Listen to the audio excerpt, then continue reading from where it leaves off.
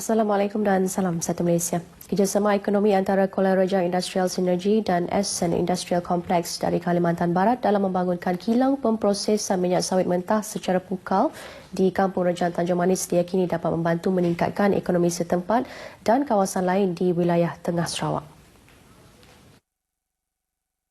Yang di-Pertua Negeri Tun Pehin Sri Abdul Taib Mahmud berkata ia juga dilihat mampu melonjakkan lagi kegiatan perdagangan rentas sempadan. Jelasnya, kerjasama itu adalah sebahagian daripada proses mentransformasikan industri sawit di negeri ini. Malah, kerjasama ini membuka ruang kepada penduduk tempatan agar terlibat secara langsung dalam pembangunan ekonomi setempat. Tun Pehin Taib berucap pada upacara pecah tanah Kuala Rejang Industrial Synergy Sendirian Berhad dan Essent Industrial Complex Sendirian Berhad di Kampung Rejang, Tanjung Manis. Essent Industrial Complex telah bersetuju untuk melabur dalam membangunkan kilang pemprosesan minyak sawit mentah secara pukal di Tanjung Manis. Sementara itu, Kuala Rejang Industrial Synergy Sendirian Berhad merupakan syarikat 10% milik Bumiputra Tempatan Kampung Rejang. Kontraktor yang tidak berkemampuan diingatkan untuk tidak memohon tender bagi melaksanakan projek-projek pembangunan. Menteri Sumber Asli dan Alam Sekitar Datuk Seri Wan Junaidi Tuanku Jaafar berkata kegagalan kontraktor menyiapkan sesuatu projek mengikut jadual akan memberi kesan terhadap kepercayaan rakyat kepada kerajaan. Selain itu, proses tender semula terpaksa dijalankan dan tempoh bagi menyiapkan projek tersebut akan meningkat. Datuk Seri Wan Junaidi berkata demikian selepas mendengar taklimat mengenai perkembangan projek bagi kawasan Parlimen Santubong di Bilik Mesyuarat Jabatan Kerja Raya JKR di Kuching. Taklimat disampaikan oleh JKR dan Jabatan Pengaliran dan Saliran. Datuk Seri Wan Junaidi yang juga ahli Parlimen Santubong yakin kesemua projek-projek kecil di kawasannya dapat disiapkan tahun ini. Antara projek tersebut ialah projek tebatan banjir di daerah Lundu, Sematan, Santubong dan Buntal serta 2 buah masjid iaitu di Kampung Sepakat Jaya dan Kampung Stoh dan sebuah surau di perumahan Family Park. Jelasnya setakat ini kesemua projek tersebut dalam proses pemberian tender. Beberapa syarikat terkemuka dunia dalam ekonomi digital bersedia memberi panduan dan berkongsi pengalaman pada Persidangan Infrastruktur ICT dan Ekonomi Digital Antarabangsa Sarawak 2017 IDEX bulan depan. Setiausaha Kerajaan Negeri Tan Sri Dato' Amar Muhammad Morshidi Abdul Ghani memberitahu antara syarikat yang telah mengesahkan penyertaan ialah Google, Lazada Malaysia, Huawei, Grab dan AirAsia. Beliau yang juga pengurusi persidangan memaklumkan persidangan 2 hari pada 3 hingga 4 April akan menampilkan 18 penceramah dari latar belakang perniagaan, terkenal tempatan dan antarabangsa. Ini termasuk Ketua Pegawai Eksekutif CEO Kumpulan Tapscode, Don Tapscode dan CEO Lazada Malaysia, Hans Peter Russell. Selain pameran daripada 30 syarikat, turut diadakan bengkel percuma berkaitan ekonomi digital yang menyediakan 100 tempat untuk orang awam. Mereka yang terlibat dalam start-up ataupun small and medium industry, inilah peluang mereka. So, those yang baru nak mula, yang dah mula pun gunakan peluang ini. I tell you, kalau you tak datang, this is a chance for you to come. It's a chance for you to learn about bagaimana you boleh berkecimpung dalam e-commerce ni, e-marketing dan sebagainya. Macam buat Alibaba lah. Beliau menyatakan demikian selepas mempengerusikan mesyuarat mengenai persidangan tersebut di Kuching. Setakat ini, seramai 1,200 delegasi tempatan dan luar negara sudah mengesahkan penyertaan. Pada persidangan julung kali diadakan itu selaras dengan kehendak Ketua Menteri Datuk Amar Abang Johari Tun Openg yang mahu merakyatkan ekonomi digital. Kerajaan negeri melalui Pejabat Tanah dan Survey telah meluluskan tanah seluas 896 hektar untuk penanaman getah oleh pihak berkuasa Kemajuan Pekebun Kecil Perusahaan Getah Risda.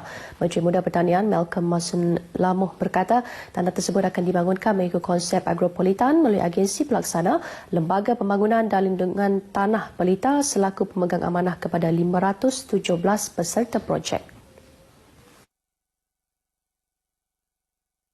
Katanya, projek di bawah Kementerian Kemajuan Luar Bandar dan Wilayah ini bertujuan menghapuskan kemiskinan luar bandar melalui peningkatan pendapatan. Beliau memberitahu pada majlis menandatangani surat perjanjian dan surat ikatan amanah ladang sejahtera agropolitan Nangas Kuau di Rumah Panjang Ricky Andrewson Ngalai di Sibu. Setakat ini kawasan yang telah ditanam dengan getah oleh Risda ialah seluas 493 hektar. Sementara itu, peserta projek yang ditemui RTM berterima kasih kepada kerajaan kerana memperkenalkan program tersebut.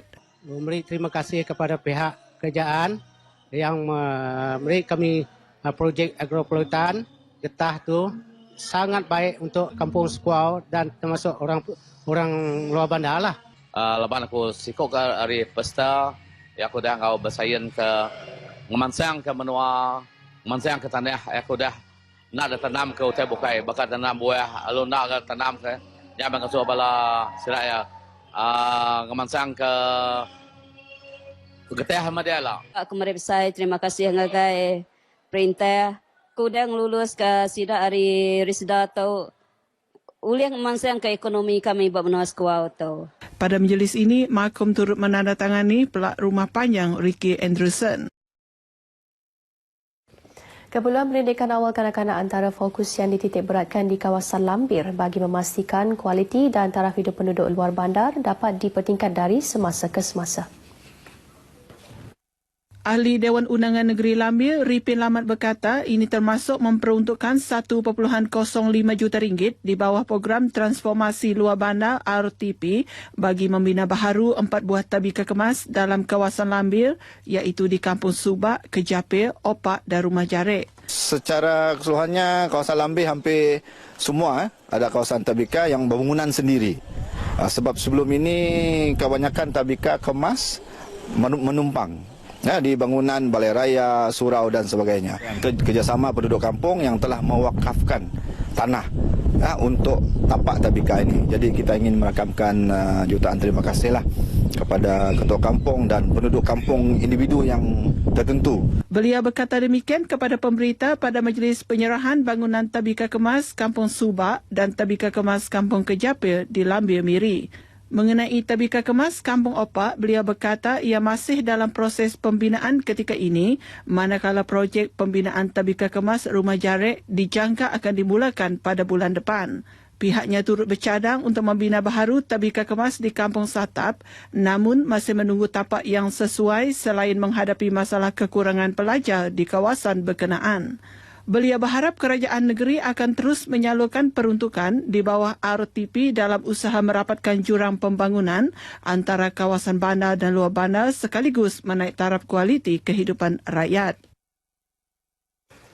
Pelajar institusi pengajian tinggi tempatan yang berhasrat menceburi bidang perniagaan digalakkan untuk berdaftar di bawah program skim Satu Pelajar Satu Pendaftaran Perniagaan. Ketua Pegawai Eksekutif Suruhanjaya Syarikat Malaysia SSM Datuk Zahra Abdul Rahman Faina berkata ia berketan ramai pelajar didapati menjalankan perniagaan dalam tempoh pengajian mereka. Jelasnya menerusi skim ini pelajar dapat menjalankan perniagaan secara sah. Mereka juga tidak akan dikenakan sebarang yuran perniagaan sepanjang tempoh 1 tahun kerana yuran akan dibayar dalam bentuk grant oleh SSM dengan menggunakan peruntukan 10 juta ringgit yang telah dihaskan kepada SSM. Dia kenalah pelajar penuntut tetap full, ya, dia full time. Dia tak boleh part time sebagai pelajar, dia tak boleh. And sekiranya dia hendak adakan partnership dengan rakan-rakan dia, the partner pun must also be a student. Ya, kalau dia seorang pun boleh, kalau dia partner pun boleh. Katanya tanpa berdaftar di bawah skim tersebut, pelajar wajib membayar yuran pendaftaran perniagaan. Sejak diperkenalkan pada Januari hingga Mac tahun ini, sebanyak 7,221 usahawan muda telah berdaftar dengan 4,561 daripadanya pelajar perempuan yang menjalankan perniagaan makanan maupun kosmetik. Datuk Zarah bercakap pada sidang media Carnival Young Perners Go di Kuching. Carnival Young Perners Go akan diadakan pada 22 hingga 23 April depan di Universiti Malaysia Sarawak UNIMAS bagi membuka minda pelajar mengenai bidang perniagaan dan mengetahui peraturan-peraturan dalam bidang tersebut. Carnival anjuran SSM bersama UNIMAS akan dirancangkan lagi dengan pelbagai pengisian termasuk pameran, taklimat dan aktiviti sukan dengan sasaran kira-kira 10,000 pengunjung. Lebih 100 wanita hadir memeriahkan majlis makan tengah hari yang dihoskan oleh isteri yang di-Pertuan Negeri Sarawak atau Puan Datuk Patinggi Ragat Kudi Taib di Astana Negeri di Petrajaya, Kuching semalam. Mereka terdiri daripada 20 persatuan-persatuan wanita, badan kebajikan dan persatuan bukan kerajaan. Antaranya Majlis Kebajikan dan Sukan Anggota-Anggota Kerajaan Maksak Wanita, Persekutuan Perkumpulan Wanita Sarawak PPWS dan Persatuan Wartawan Bahagian Kuching KDJA. Turut hadir Isteri Ketua Menteri yang juga pengurusi Sarawak Badan Amal Tenaga Isteri-Isteri Sabati, Datin Amar Datuk Jumaini Tun Tuanku Bujang dan Isteri kedua-dua Timbalan Ketua Menteri Datin Amar Dorin Mayang Ugah dan Puan Sri Datin Amar Korin. Majlis bagi meraihkan dan memberi penghargaan kepada wanita-wanita yang berdedikasi dan sanggup meluangkan masa untuk melaksanakan tugas kebajikan secara sukarela. Pada majlis ini, Tohpal Ragat Kurdi menyampaikan sumbangan khas berjumlah RM120,000 kepada 12 persatuan. Seterusnya kita beralih ke segmen agenda hari ini.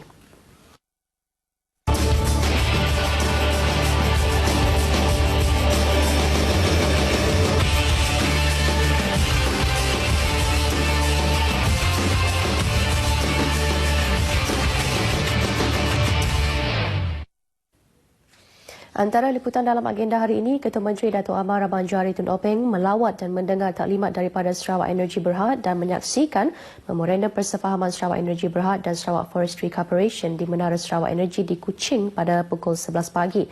Manakala pada pukul 4 petang, Datuk Amar Rahman Johari menerima kunjungan hormat daripada Sains berhubung pengiktirafan daripada Sains dan taklimat mengenai kajian strategi ke-25 Sains dan menyaksikan memorandum persefahaman antara Sains dan Universiti Teknologi Swinburne Sarawak di Wisma Bapa Malaysia Kuching. Dan akhir sekali, Menteri Kebajikan, Wanita dan Kesejahteraan Komuniti Datuk Fahimah Abdullah mengadakan sidang media mesyuarat jawatan kuasa khas kewarganegaraan di Masjid Kuching pada pukul 4 petang.